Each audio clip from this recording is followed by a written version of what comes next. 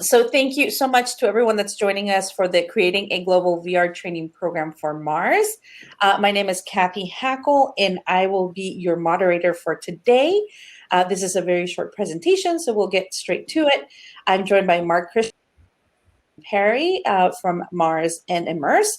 Mark, do you want to briefly introduce yourself? And then Justin, if you can briefly introduce yourself, that'd be great. Sure.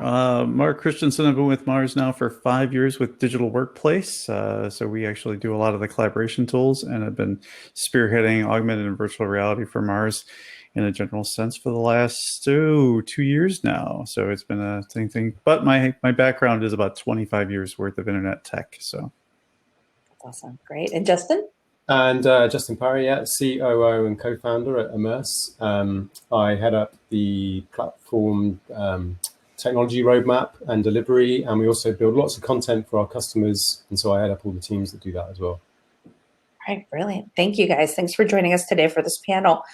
So I do want to kind of go ahead and start, Mark, with you explaining a little bit about Mars, because obviously I know the company from the name and everything, but when I saw this slide that you shared with us, I had no idea of how big the company was. So maybe you can talk a little bit about Mars and walk us through through this wonderful slide.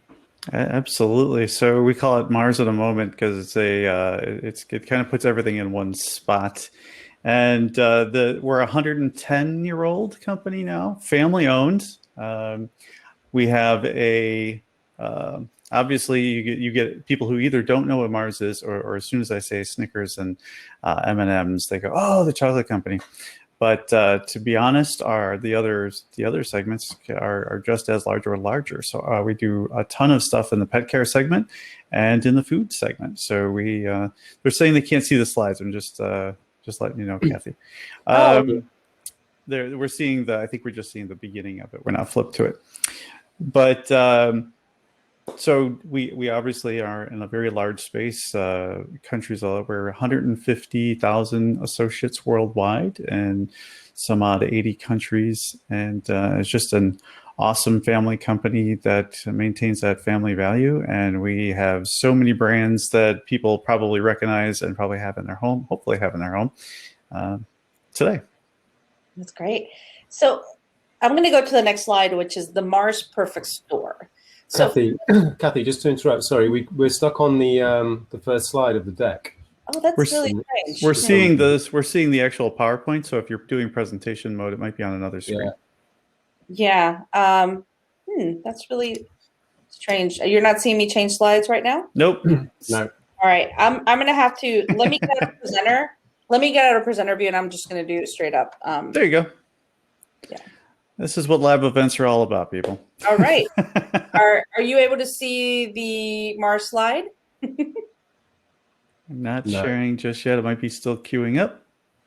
All right. Let me try that again. And, for everyone, just bear with us while we figure out.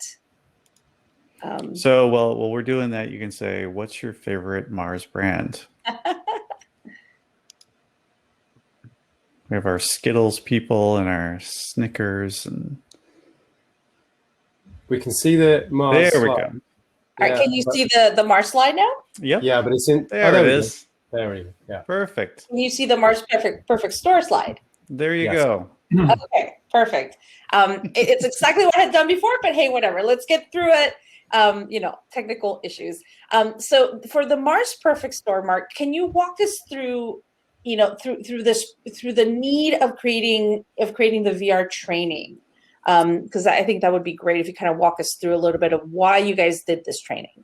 Yeah. So the December before the world went sideways, so December of 2019, we were working with our Mars University group that does all of our learning, the learning platform work, and they were looking to engage our sales associates to be further immersed in what we call the perfect store. And the perfect store is just various layouts and locations that optimize our product on the shelves and in displays around the stores that you go into all the time. And so the different segments have to do this training. And we decided that we would try out this VR piece as a way to add to the existing training. So it's a multiple week course, and we have the typical LMS systems. You go through those classes or online courses. It's self-paced. You're just recommended to take at a certain pace. And then we ship the VR gear to them, and they essentially test what they've learned in the VR space. And that's just meant to just really immerse them in the entire thing.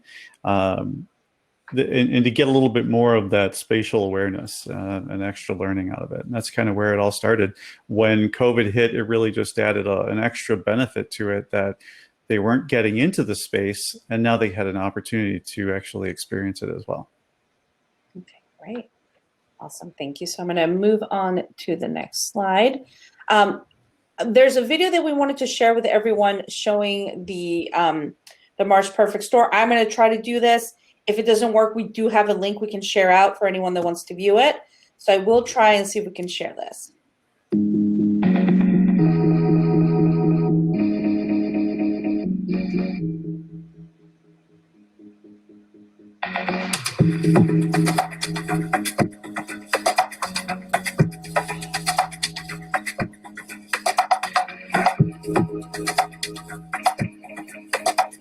Quite jerky for me, but you can sort of read the text. So Can you guys see it perfectly?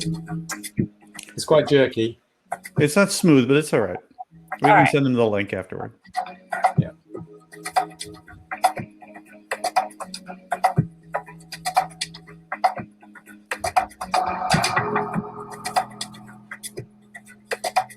So what you're just seeing is the users walking through the various training. They get prompts. They interact with the various aisles and displays. Here they're pulling product and placing it in certain places, and they get scored based on how well they do, where the placements are. And then we go back and we can actually then enhance the training and the learning, and they can go back through and retake it if they need to.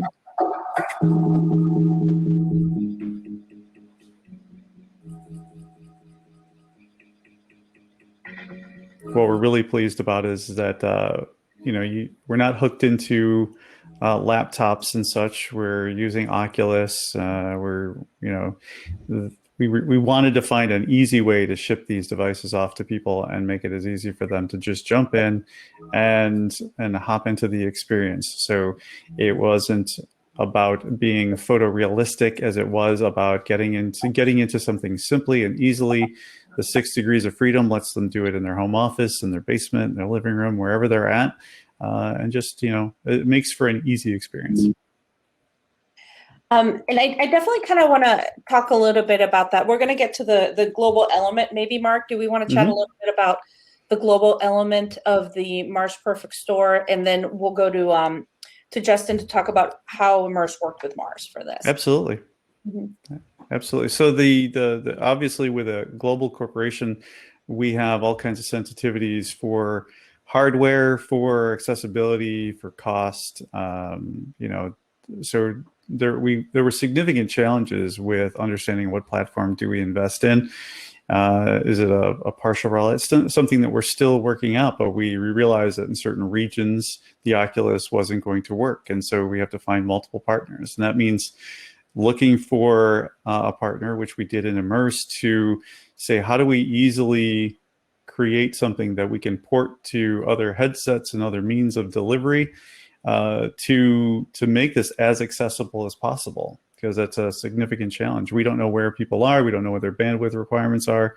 We have, we're trying to centralize, and we certainly aren't buying a VR rig for every individual. So we had to actually stand up a new service into Mars with our site IT in order to say, can they actually be almost like a rental, take things in regionally, clean the equipment, make sure everything's set up, and then push it right back out the door as the next learners are coming on boarding. And there's a lot of learning here. And so I think it was more of a behavioral capability and more of the hardware capability. So the VR situation was great, but it's really pushing the global interests of the company and setting up some standards that we're going to actually can start to grow on. And that's another great way that we really wanted to partner with Immerse, because of the platform, the ability for us to say, we put all the things in place, now we can extend that and get rid of a lot of the barriers that the individual units around the world might have had to do individually or, in small groups, and make the same mistakes. That's great. And Mark, that's a great segue into Justin and talking a little bit about Immerse and how Immerse worked with Mars and enabled them to use this platform. Yeah, well, absolutely. As Mark said, we offer that broad coverage, and that's kind of, we say coverage in a few different ways, or we interpret that in a few different ways. It's the ability to create different types of content, or for anybody to be able to create that content. So we have this SDK that we use, but others can use as well.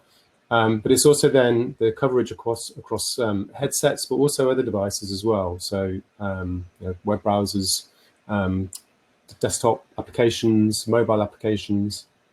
Essentially, as many different options there for distribution and deployment as we can offer, really, because once you build those underlying assets and those interactions, they can be sort of ported, and we'll come to that in a minute, because that's kind of what happened here with Mars. But clearly, also there is that sort of centralization of all of the data as well, and the ability to be able to look at that in one place, make decisions off that, and then integrate that with learning management systems as well. So those are the things that the platform offers. And in terms of just the journey that we went on with Mars, this is not going to come across very well, because these are little animated GIFs and they're going to be jerky. But it is what it is. But here on the left, so what ended up happening was that, as Mark described, we had some deployment issues in the sense that the headsets were a limiter. They were a limiting factor. So as a sort of follow-on from that, it was decided, or Mars decided, to build a WebGL version of the application, which is what you can see on the right-hand side. And one of the really interesting things about this, one of the sort of, I guess one of the benefits of working in this kind of medium, but also with the platform, is that we can quite easily do that. So on the left, you don't get a fantastic sense of it, but this is a user interacting with the store map, and you can see that obviously there's a hand there, and they're literally doing the interactions. We have some UI that we've built in as well on the left, and porting that over to web is actually quite straightforward. You've got all of those kind of underlying assets already. So we built all of the models and the logic for the store, the scoring, and all that stuff. And we obviously have built the interaction model for VR. So all we really need to do is port that over to being a web-based interaction model with a mouse, which is what you can sort of see on the right-hand side here, where instead of with a hand, you've got the cursor clicking around. So there's that kind of and what it highlights, I guess, is the versatility of some of these assets, of building these kinds of assets, because you can take one interaction model and switch that out for another, and actually then create a greater degree of scale, because obviously everybody's got a web browser. And then the interesting thing about this as well is that once you've got that underlying asset in that logic, there are other options as well that sort of would span out from this. And I know this is one of the things that Mars were talking about early in the process, but you can do it. You could exploit these assets and this logic in many other ways. You could create, store configurators. You could allow that to be something that becomes more of a sort of sales tool. You could actually enable people to be able to, build their own store, if you like, and then see how that compares to the perfect store. All those things would essentially be based on the same sort of underlying logic. So the big learning for us in this was firstly that sort of porting from VR to WebGL and the ease with which we were able to do that, and as I say, the exploitation of those existing assets in different ways.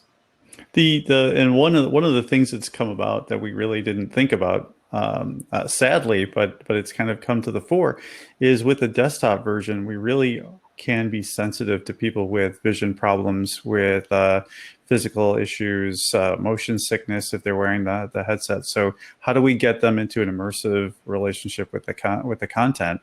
They don't miss out, and we still have this option. So not only does it cover a gap in the hardware challenge that we have in some regions, we can act quickly if someone has a bad headset. We can also just deal with people who have vision problems or motion sickness.